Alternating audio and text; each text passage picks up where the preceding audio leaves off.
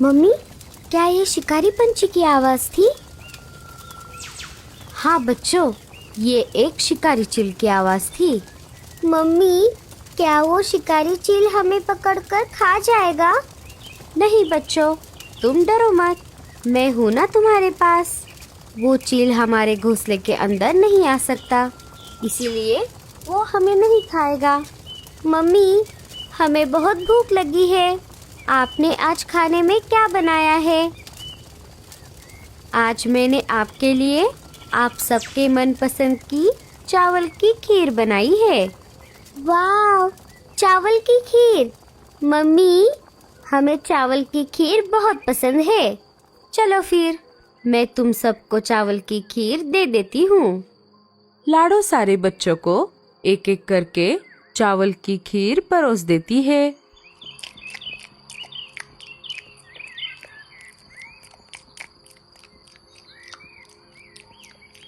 थोड़ी ही देर में बल्लू अनाज लेकर घर में आ जाता है। ये पापा आ गए, पापा आ गए।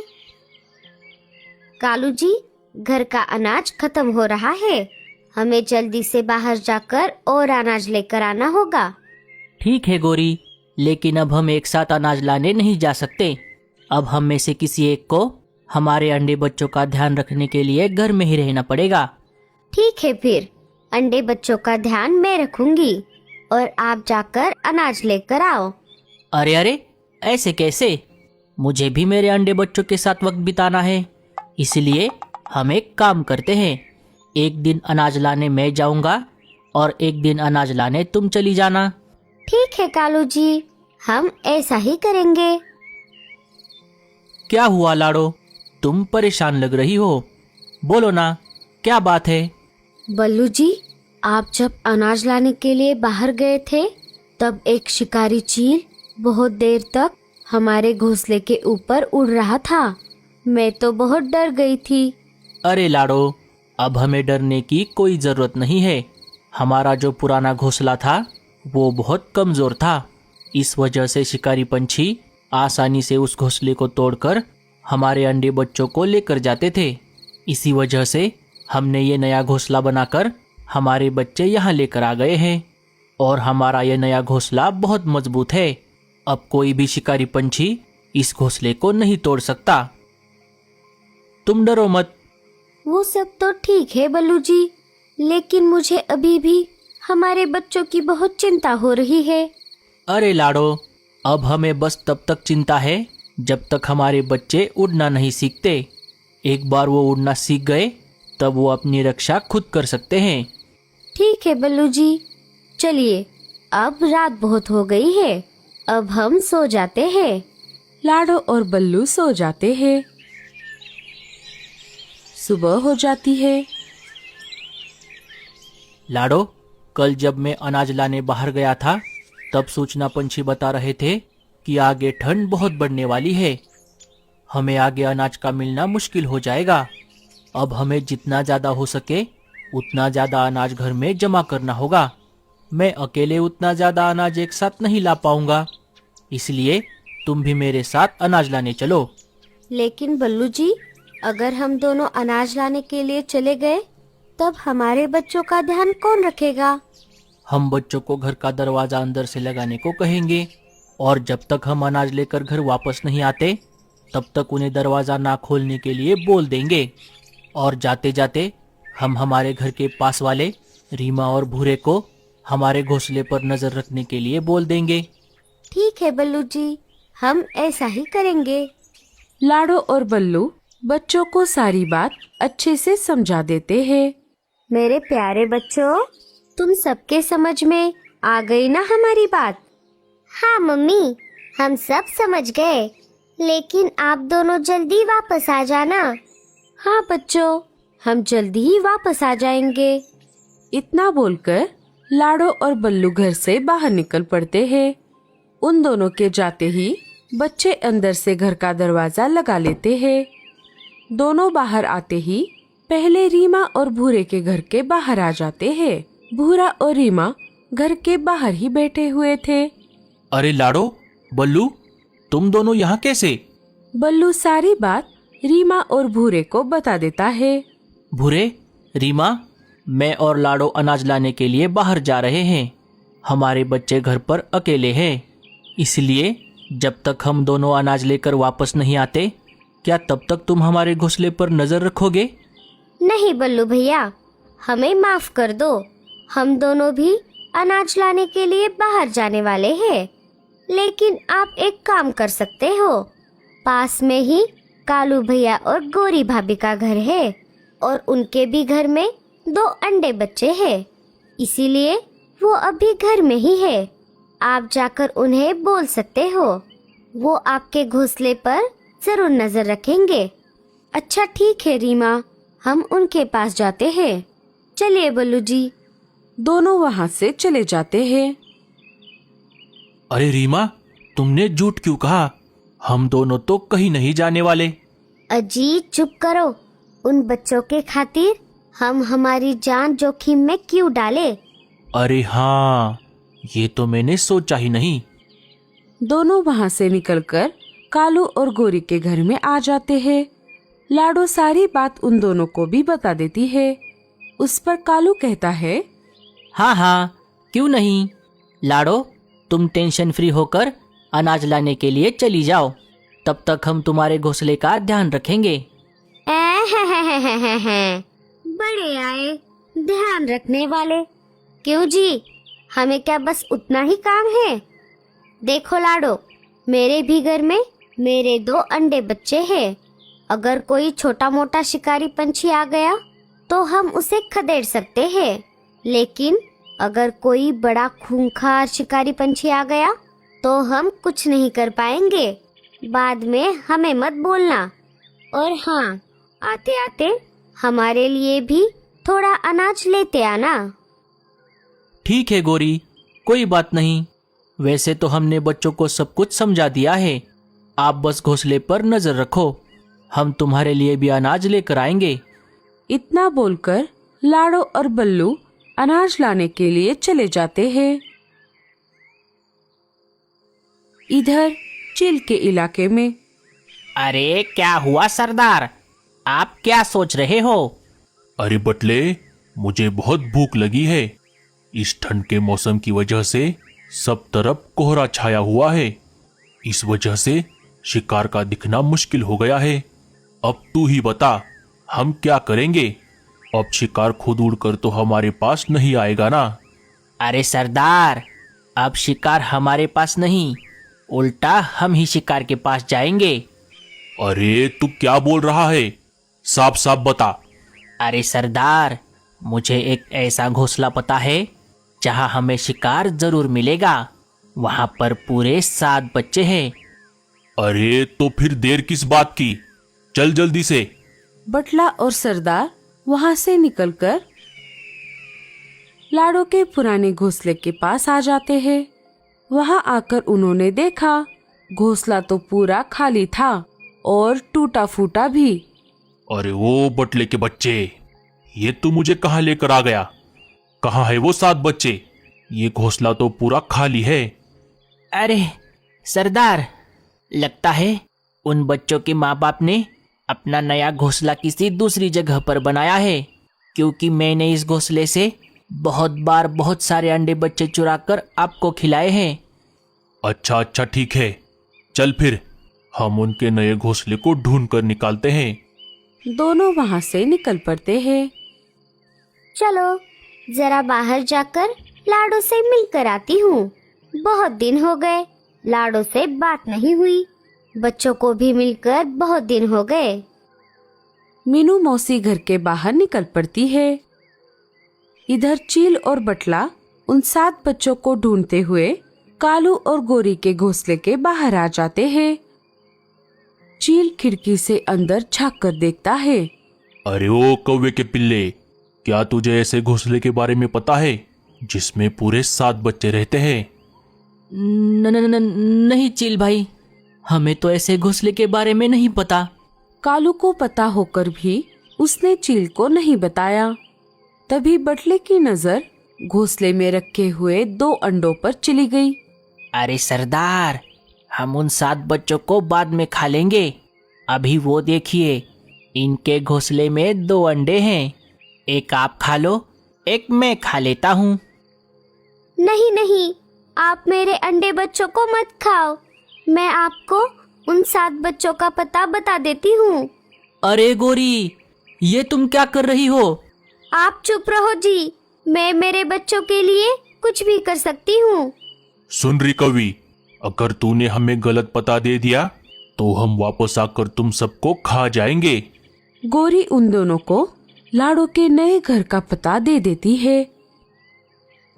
दोनों शिकारी पंछी वहां से चले जाते हैं। ये सब रीमा और भूरा अपने घोंसले से देख रहे थे। उन्होंने सब कुछ सुन लिया था। अरे बाप रे, गोरी भाभी ने ये ठीक नहीं किया। बेचारे लाड़ो के बच्चे, अब वो नहीं बचेंगे। इधर तब तक मीनू मौसी लाड़ो के घर के बाहर आ जाती है। वो घर का दरवाजा खटखटाती है। लाडो, अरे ओ लाडो, दरवाजा खोलो, मैं हूँ मीनू मौसी। अरे, ये आवाज तो मीनू दादी की है। भैया, हमें दरवाजा खोलना चाहिए। अरे रुक जाओ, मुझे खिड़की से देखने दो। जब उस बच्चे ने खिड़की से देखा, उसे बाहर मीनू मौसी दिखाई दी। उसने तुरंत दरवाजा खोल दिया।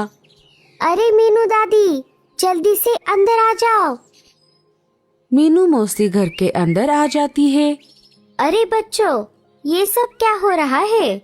और लाडो और बल्लू कहाँ पर है?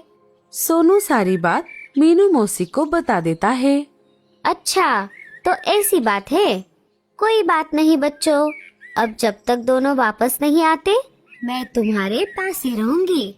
मीनू मौसी ऐसा बोल ही रही थी, तभी घोंसले के बाहर शिकारी चील और बटला आ जाते हैं। बटले, लगता है वो कव्वी इसी घोंसले के बारे में बता रही थी। चील खिड़की से लाडो के घोंसले में झांक कर देखता है।